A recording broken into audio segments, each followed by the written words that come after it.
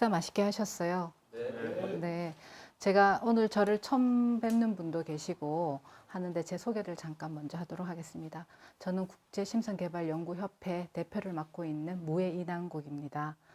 지금 공부하시는 과정들이 다 다르시기도 하고 그렇긴 하지만 그래도 공통적으로 우리가 이제 알 수 있는 거를 제가 오늘 잠시 한번 해보려고 합니다. 제가 오늘 말씀드릴 거는 공감이라는 거에 대해서 한번 말씀을 해보려고 그래요. 만약에 우리가 언어라는 게 없었더라면은 소통하기가 훨씬 쉬웠을까요? 어려웠을까요? 어려웠을 것 같죠. 저는 개인적으로 이렇게 생각을 해봐요.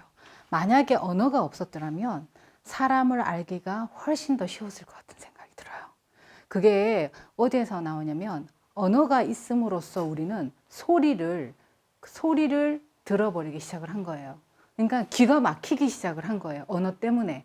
우리가 사물을 바라봄과 동시에 상에 갇혀버리는 거랑 똑같은 거예요. 그래서 진짜로 상대를 알고 싶으면 귀를 닫아버려야 돼요. 보는 거를 넘어가야 되고 들리는 소리를 넘어가 버려야 돼요.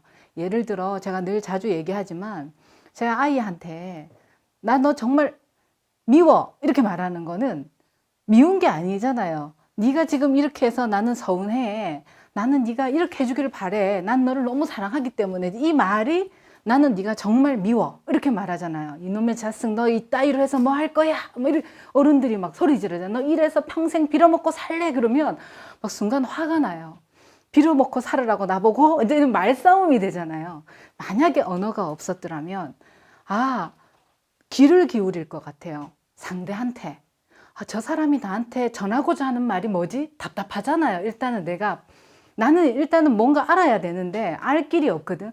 그럼 최대한 상대한테 귀를 기울이고 에너지를 상대한테 보내겠죠. 그리고 나서 저 사람이 나한테 손짓 발짓 하는 거는 이런 거야. 그래서 우리가 외국에 갔을 때 영어를 못하고 일어를 못하고 중국어를 못해도 가게 가서 내 먹고 싶은 거 다 사잖아요. 그리고 빠빠이 인사 다 하거든요. 결국은 말은 안 해도 이렇게 하면 고맙다는 인사구나. 이걸 알잖아요. 근데 예를 들어서 이 똑같은 고마움도 고마워요. 이렇게 하고 가면 전 뭐야 저거. 이렇게 되는 거죠. 그래서 어쩌면 언어가 없었더라면 우리는 소통하기가 더 좋았을 수 있다는 거예요. 상대를 이해하려고 하는 이 공감의 능력이 상당히 높을 수가 있어요. 근데 이 공감의 능력은 뭐와 직결된 거냐면 포유류들이 사실은 공감하는 능력이 다른 파충류나 이런 그 동물보다 굉장히 뛰어나요. 포유류들은 새끼를 낳고 이 돌보는 과정이 있잖아요. 무리를 짓고 고양이나 가축들을 보면 그렇고. 그런데 이 뱀이나 이런 그 동물들은 거의 공감대가 없어요. 이 말은 뭐냐면 공감 능력이 뛰어날수록 의식의 확장이 크다라는 이야기를 하는 거예요. 그 말은 내가 아까 말씀드린 것처럼 여러분들이 진화를 거듭해 오면서 공감의 확장의 능력은 상당히 높아져요. 신이라는 것 속으로 들어가면 능히 말을 하지 않아도 말을 알아들을 수 있고 하는 그런 경계까지 가게 돼요. 우리가 수행을 하다가 보면 수행이 깊어지잖아요. 상대가 말 안 해도 상대의 마음을 알게 돼요. 그거는 알아야지 하는 순간 내 마음이 이미 한번 욕심이 생겨서 가려져서 보이지가 않아요. 알아야지라는 마음도 없을 때 그대로 내가 그대로 놓여 있으면 의식의 상태가 큰 상태로 그러면 상대가 어떤 마음으로 어떤 거를 원하고 어떻게 있구나 이제 이거를 알게 되는 거예요. 그래서 같이 하나가 될 수 있는 이 생명의 공간 속으로 들어오게 되거든요. 그래서 우리가 그것 때문에 노천 교육원의 기초 과정이 거기서부터 비롯이 되잖아요. 기초 과정 속에서 보면 공감을 하려면 먼저 어디에 귀를 기울이라고 하냐면 나 자신한테 귀를 기울이라고 해요. 나를 좀 더 객관적으로 봐서 나를 지금의 현재 나 그대로만 보지 말고 어릴 때 가시나무새 노래처럼 내 안에 수많은 내가 있을 수 있으니 그 수많은 나는 여러 개를 포함하고 있어요. 이 원 안에 이것이 현재 내 몸이라면 몸 안에 나의 마음이라는 거는 있잖아요. 나의 마음이라는 거는 수많은 마음을 가지고 있어요.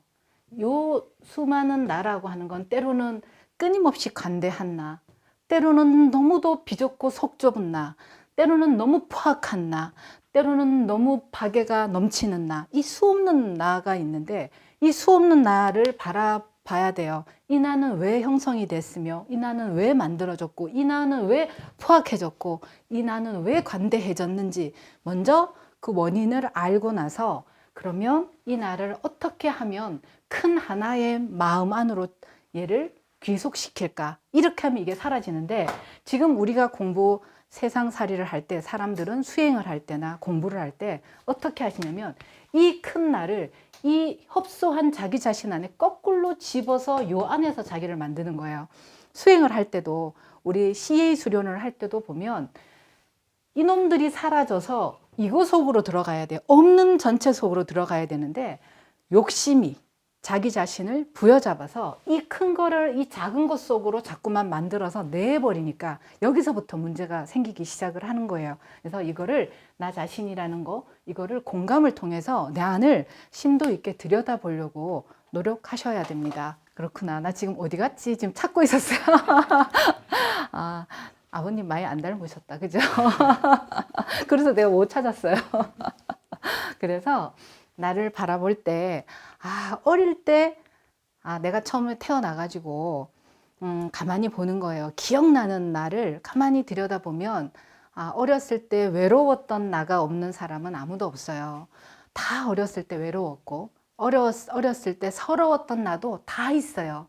어렸을 때를 들여다보면, 모든 사람은 자기 상처를 감추기 바빠요. 포장하기 바쁘고 감추기를 바빠요. 그래서 내가 아니야 하고 해맑게 웃거나, 아니면 과하게 그거를 포장하기 위해서 행동하거나, 아니면 그 지나왔던 과거가 너무 지긋해서 그 반대적인 삶을 살려고 한다거나, 이런 삶을 주로 살거든요. 근데 다 들여다보면 다 상처가 짙어요. 오히려 서로 상처를 뒤집어서 서로 얘기하는 게 자연스러운 삶이라면, 정말 사람들한테는 자존감이 약하다, 자존심이 강하다, 이런 말들이 어쩌면 필요가 없을 것 같아요. 모두를 들여다보면 모두 속에는 너무도 강한 상처 속에 우리는 다 있습니다. 그래서 나를 보면 그때 너 참 많이 외로웠구나. 누가 나를 공감해 주냐면, 그나마 지금까지 살아온 내가 아직까지 나라고 어린 시절 외로움에 있는 그때 나를 한번 공감해 주고 인정해 줘야 돼요. 그러다 보면 이게 서서히 사라지게 돼요. 작은 내가 사라지고 어느 순간 의식이 큰 내가 나 자신을 공감하고 있어요. 이게 의식이 커지는 확장이라고 여러분들이 보시면 될 것 같습니다. 여러분, 선사님이 늘 하시는 말씀이에요. 삶이 죽음보다 삶이 더 커요. 왜냐하면 여러분들 어머니가 계시고 아버님이 계시는데, 지금 이 순간 지금 기약할 수 없을 정도로 생을 마감할 때가 지금 다가왔어요. 근데 병원에서는 임종을 준비하십시오, 이렇게 말을 해요. 근데 오늘이 마침 월요일이에요. 그러면 여러분들은 어떻게 해야 될까요? 병원에 계속, 일단은 임종은 다가왔지만 시간을 딱 병원에서 잘라가지고 이틀이다 그러면 이틀 동안 기다리겠는데, 근데 그게 아니잖아요. 그러면 여러분들은 나름 자기 일을 하러 또 직장을 나가야 되잖아요. 그죠? 안 나가고 생을 거기 또 붙잡고 마냥 있을 수는 없단 말이에요. 그러면 직장을 또 나가게 돼요. 그런 거 보면 죽음보다는 우리에게는 삶이 먼저예요. 삶이 먼저기 때문에 이 삶을 여러분들이 살아가기 위해서는 반드시 먼저 자기 자신 있잖아요. 자기 자신을 아셔야 돼요. 아는 거에서부터 출발해야 되고, 알고 난 이후에는 내가 어떻게 살 것인가, 그래서 의식을 자꾸 키울 필요가 있어요. 이번에 우리가 마크 저커버그가 사회적인 어떤 그 기업이 문제를 일으키게 됐잖아요. 제가 우스갯소리로 차 먹으면서 이런 얘기를 하게 됐어요. 마크 저커버그가 미국에서 그런 그 이슈 속에 있다가 그 사람이 예를 들어 쫄딱 망했어요. 돈이 가진 게 하나도 없어요. 그래서 이 사람이 대한민국에 와서 이 함양이라는 땅에 왔어요. 겨우 이제 집을 빌려서 한 달에 20만 원 정도 주는 돈을 갖고 이제 생활을 해요. 그러면 그 사람이 한 달 안에 이 함양에서 이 사람이 완전하게 자리를 잡을 수 있을까요? 없을까요? 내 생각에는 갑부도 될 수 있을 것 같아요. 함양 읍내에서. 그죠? 그건 어디에서 차이가 나냐면 의식의 차이예요. 이미 그 큰 거를 움직였던 사람들은 작은 게 한 번에 보이는데, 우리는 너무 작은 자기 자신을 해결하지 못하다 보니까 작은 자기 이 그림에 항상 여기 연연해 하는 거예요. 큰 그림을 보면 작은 게 그냥 보이는데 늘 자기 자신의 작은 감정에 휩싸여 있다 보니까 이 큰 그림이 보이지 않는 거예요. 그러니까 선사님이 할 수 있다, 해라, 된다 해도 늘 의심만 해요. 안 되는데 저거 저렇게 해서 이렇게 계산을 해봐도 안 되는 거예요. 선사님은 된다 해요. 이 의식의 차이는 이렇게 크게 차이가 나는 거예요. 그래서 우리 며칠 전에도 그 동탄에 갔다 왔지만은 정말 얼마나 자부심 있어요. 합동조합에서 아까 제가 삶과 생과 죽음을 말씀을 드렸지만 모든 수행에서 보면 수행이 지금 강조하고 있는 게 자꾸만 그 삶과 죽음이 있다면 죽음이라는 거에 더 비중을 둔다는 거예요. 삶의 비중을 안 들고. 왜냐하면 자꾸만 수행을 할 때 마음이 고요해야 한다. 수행자는 뭐 무력이 없어야 한다. 뭐 등등 있잖아요. 인자해야 한다. 수행자는 복장이 이렇게 브로치를 달면 안 된다. 이렇게 상으로 자꾸 만들어놔서 이 공상태를 만드는 거예요. 사람이 의식이 탁 하고 바깥으로 나와서 열심히 살아서 돈을 벌어서 그 살아있는 이 세상의 물질 세상을 움직여서 가는 게 살아있는 수행인데 그게 아니라 자꾸만 모든 거를 정리하고 산으로 가고 마치 공허하게 앉아가지고 마음이 고요해야 한다라는 이런 것 쪽으로 자꾸만 빠져 흘러가고 있단 말이에요. 그래서 여러분들이 진짜 수행을 하는 건 살아있는 거예요. 하루를 살 때 치열하게 살아가는 거. 그리고 치열함 속에 그 하루 삶 속에 여러분들 스스로가 그 안에 갇히는 게 아니라 갇히지 않고 삶을 돌아볼 줄 알고 자기를 바라볼 줄 알 때 그것이 수행이라 할 수 있어요. 또 제가 이렇게 얘기한다 해서 그래 사람은 잘 살면 돼 하고 자기 욕망과 합의를 해가지고 또 그 속에서 살아가는 게 도라고 생각하시면 안 됩니다. 그거하고는 또 다른 개념이라고 보시면 될 것 같습니다. 살아있는 거예요. 하루를 살 때 치열하게 살아가는 거. 그리고 치열함 속에 그 하루 삶 속에 여러분들 스스로가 그 안에 갇히는 게 아니라 갇히지 않고 삶을 돌아볼 줄 알고 자기를 바라볼 줄 알 때 그것이 수행이라 할 수 있어요. 또 제가 이렇게 얘기한다 해서 그래 사람은 잘 살면 돼 하고 자기 욕망과 합의를 해가지고 또 그 속에서 살아가는 게 도라고 생각하시면 안 됩니다. 그거하고는 또 다른 개념이라고 보시면 될 것 같습니다. 자, 그래서 제가 설명을 자주 하는 거 하나 다시 말씀을 드릴게요. 요 마음이랑 연관을 지어가지고 제가 표현을 잘하는 게 하나가 있어요.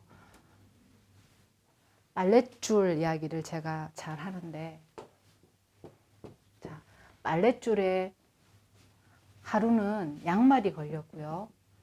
빨랫줄에 하루는 양복이 걸리고 한복이 걸리고 자, 빨랫줄에 가방이 걸리고 이게 우리가 물질 세상이라고 볼게요.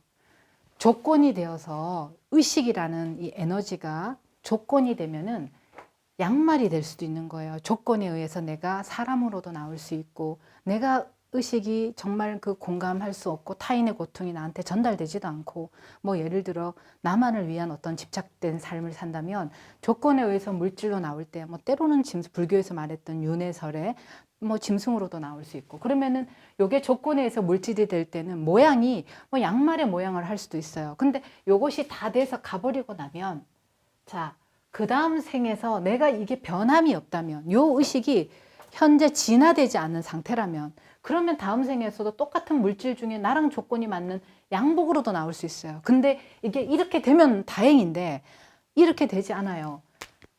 양말에서 자, 양복으로 올 때요.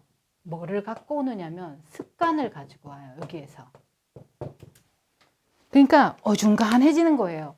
습관이 양말의 습관이 그대로 양복에 남아가지고 양복도 되지 않고 양말도 되지 않는 희한한 그런 것들을 계속 내재돼서 가지고 윤회를 하게 돼요.